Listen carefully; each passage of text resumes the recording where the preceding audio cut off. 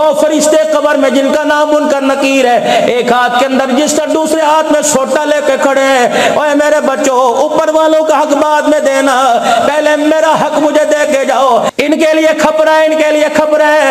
اللہ اکبر، جس جوڑے میں تو مرے گا خدا پاک کی قسم ہے تیرے 4 بچوں میں سے کوئی بچہ تیرے اترے ہوئے جوڑے کو ہاتھ نہیں لگائے گا۔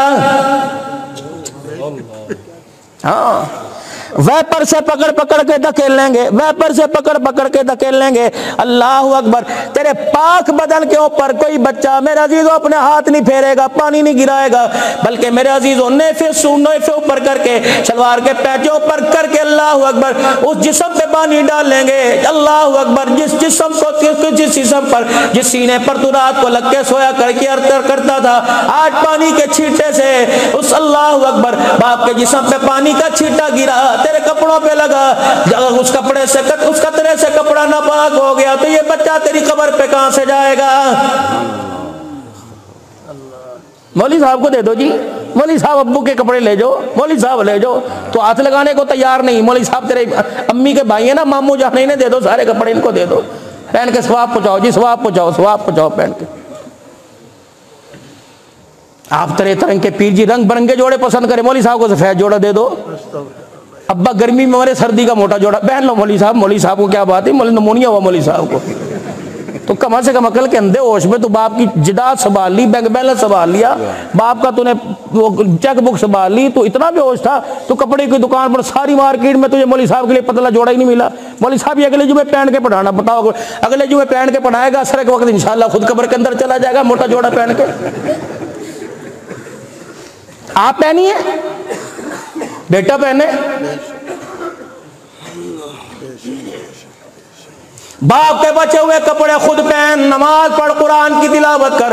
اماں کی میرے عزیزوں الماری کے اندر جو چنری دوپٹہ چادر پڑی ہے، اسے سر پہ اوڑھ کے نماز پڑھ، تیری نماز ہو جائے گی، ماں کی قبر جنت کا باغ بن جائے گی۔ سبحان اللہ۔ لیکن الحمدللہ یہ ٹھیکیداری ہمارے پاس ہے، ٹھیکہ کنٹریکٹ ہر سال ہمیں ملتا ہے مردے بخشوانے کا۔ چلو یہ بھی اللہ کا شکر ہے، کسی نہ کسی درجے میں تو یاد کرتے ہو بھائی۔ منرل واٹر چل رہے ہیں، منرل واٹر۔ اب تو میرے عزیزو قرآن خوانیوں کے اندر میت کے سالے ثواب کے لیے گرین ٹی چل رہی ہے، چسکیاں لے لے کے پی رہے ہیں، پہلا گھونٹ جس کے اندر پستا ہے، مرنے والے کو ثواب پہنچ رہا ثواب یہ ہے۔ پیر جی حقیقت بیان کر رہا ہوں، اور تم پکڑے جاؤ گے اللہ کی قسم قیامت، کھاڑو بیٹھ بیٹھ کے۔ ہم بھی کبھی کبھی کہتے ہیں وہ نیچے کی کھرچل لے کے آ زردے کی، ذرا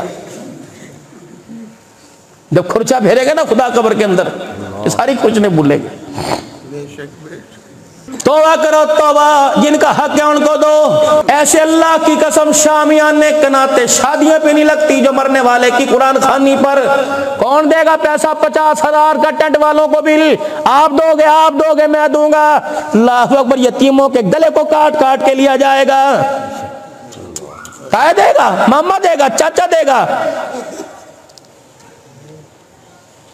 50,000 ٹینٹ کا بل، 30,000 گوشت کا بل، اس طریقے سے پھر دسترخوان، پھر ملازموں کا بل، 1.5 لاکھ روپیہ۔ پہلے دن بیوہ کو انجیکشن لگا، 1.5 لاکھ، وہ اٹھے گی بستر سے؟ کھڑک کھڑک کی آواز آئی، چمچے کھڑکے دیگوں کے ڈھکنے ڈھک۔ اتنی سی معصوم بچی اٹھی، ابھی اپنی وہ چنی سے یوں کر کے یوں ہاتھوں سے آنسو صاف کر رہی تھی۔ تو کیوں روئی؟ ابا کل سے نظر نہیں آ رہا، کہاں چلا گیا؟ پردہ ہٹا کے دیکھا، آدھی پلیٹ میں زردہ، آدھی پلیٹ میں پلاؤ۔ یہ چھلانگ مار کے امی کی گود میں آئی اور آ کے کہنے لگی، امی پرسوں ابو کے ساتھ دوست کی شادی میں گئی تھی، ابو کے جو روٹی میرے دروازے پہ، میرے ابو کے دروازے پہ کھا رہے، روٹی وہاں کھا کے آئے تھے، اماں بتا کس کی شادی ہو رہی؟ اماں نے سفید چادر سے موٹے موٹے آنسوؤں کو صاف کیا اور کر کے کہنے لگی، یہ سارے کے سارے تیرے باپ کو بخشوانے آئے ہیں۔ اچھا امی، ان سارے چاچوؤں سے، ان سارے ماموں سے پوچھ کے آؤں، میرا باپ مرا کل سے لے کر اب تک نہ میں نے نہ میری ماں نے روٹی کا لقمہ کھایا، یہ کیسے میرے باپ پر تعزیت کرنے آئے جو زردے پلاؤ کھا رہے ہیں؟ چھیلا والی والوں، میں تمہاری بات نہ کروتا، کاش میرا جوان اٹھتا، میرے جوان کا جنازہ جاتا، اگلے دن میرے دروازے پہ زردے کی دیگیں آ جاتی، خدا کی قسم بتا میرے دل پہ کیا گزرتی۔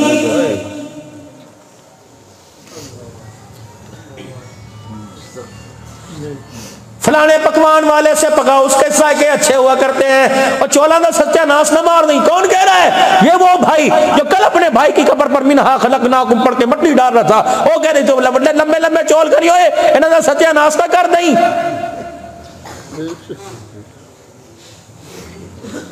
جاؤ، سردی کا موسم ہے، پرسوں بارش ہوئی ہے، ترسوں بارش ہوئی، اللہ اکبر، قبریں گیلی پڑی ہیں، کتنیوں کی قبروں کے اندر پانی گیا، کتنے نوجوان بیٹھے جو صبح قبرستان گئے تھے۔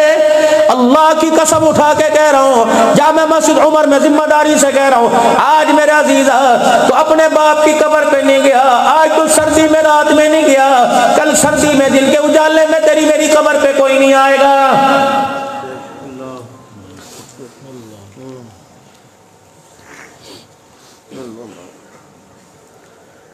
وَأَنفِقُوا مِمَّا رَزَقْنَاكُمْ مِن قَبْلِ أَن يَأْتِيَ أَحَدَكُمُ الْمَوْتُ، موت کے آنے سے پہلے پہلے ان ہاتھوں کو اللہ کے راستے میں ان ہاتھوں سے خرچ کر دو۔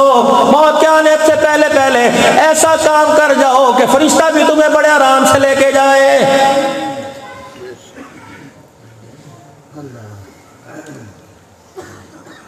وَلَن يُؤَخِّرَ اللَّهُ نَفْسًا إِذَا جَاءَ أَجَلُهَا وَاللَّهُ خَبِيرٌ بِمَا تَعْمَلُونَ۔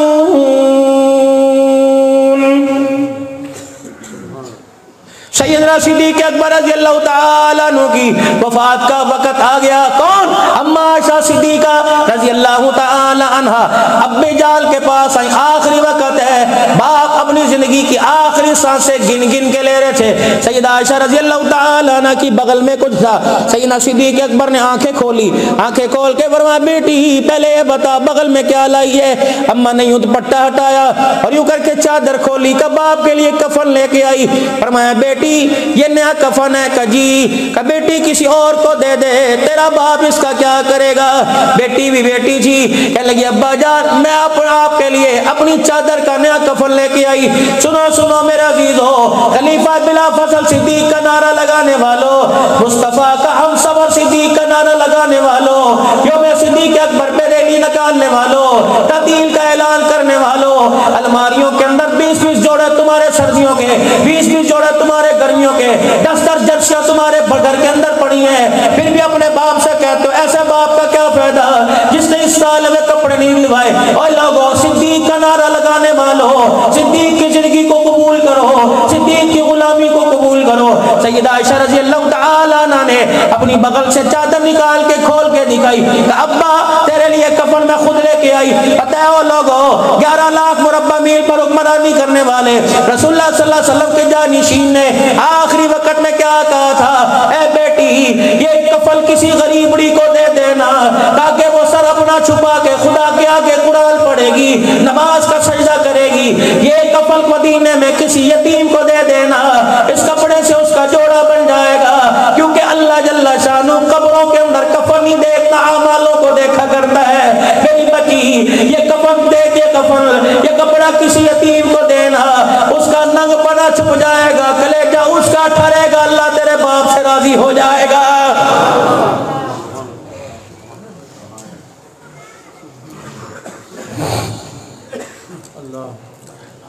حلوہ پکا سیدنا صدیق اکبر کے گھر میں مشہور واقعہ ہے۔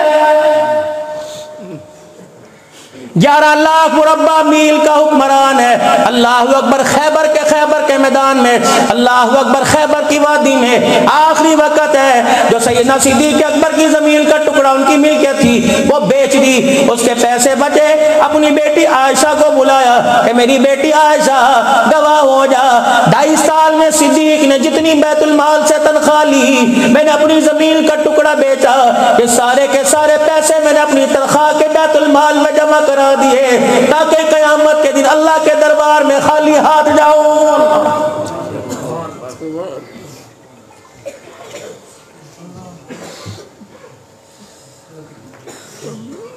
روٹی کھا رہے میرے عزیزوں، صدیق اکبر جو کی سوکھی روٹی پانی میں بھگو بھگو کے کھا رہے، بیوی دیکھ رہی ہے کہ آپ کے اندر اتر نہیں رہی، آپ کا حلق قبول نہیں کر رہا۔ سیدنا صدیق اکبر کی آنکھ بھر آئی، آنکھ میں آنسو آیا۔ گھر والی کہنے لگی ام رومان، ابو بکر خدا تیرے پہ رحم کرے کیوں رویا؟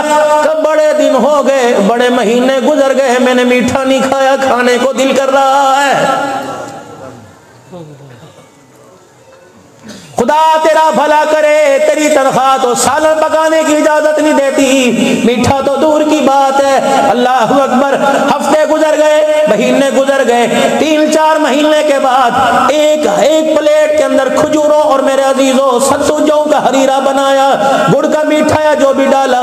سیدنا صدیق اکبر روٹی کھانے بیٹھے، اللہ اکبر، وہ حلوے کی پلیٹ آگے آ گئی، دیکھ کے رونے لگے۔ فرمایا 11 لاکھ مربع میل کا حکمران، تنخواہ سالن بنانے کی اجازت نہیں دیتی، بتا میرے گھر کے اندر حلوہ کہاں سے آیا؟